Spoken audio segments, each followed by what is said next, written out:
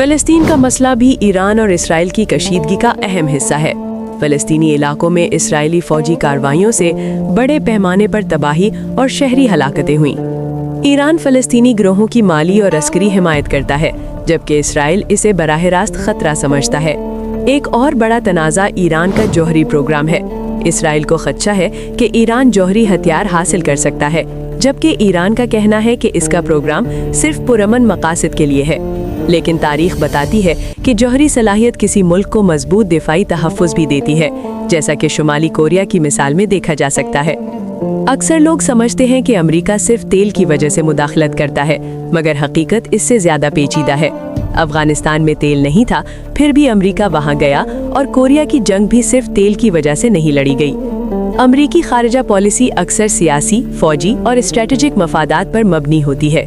اب اس کشیدگی کی جڑوں کی طرف دیکھتے ہیں۔ 1951 میں ایران کے وزیر اعظم محمد مصدق نے ملک کی تیل صنعت کو قومی تحویل میں لیا۔ 1953 میں امریکہ کی حمایت سے ایک بغاوت ہوئی اور مصدق کو ہٹا دیا گیا، جس کے بعد شاہ محمد رضا پہلوی اقتدار میں آئے۔ شاہ کے امریکہ سے قریبی تعلقات تھے، لیکن ان پر آمریت اور انسانی حقوق کی خلاف ورزیوں کے الزامات بھی لگتے رہے۔ 1979 میں ایران میں انقلاب آیا۔ آیت اللہ روح اللہ خمینی اقتدار میں آئے اور ایران ایک اسلامی جمہوریہ بن گیا۔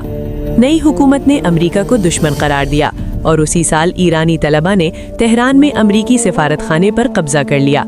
444 دن تک جاری رہنے والا یہ یرغمال بحران دونوں ملکوں کے تعلقات کو مکمل دشمنی میں بدل گیا۔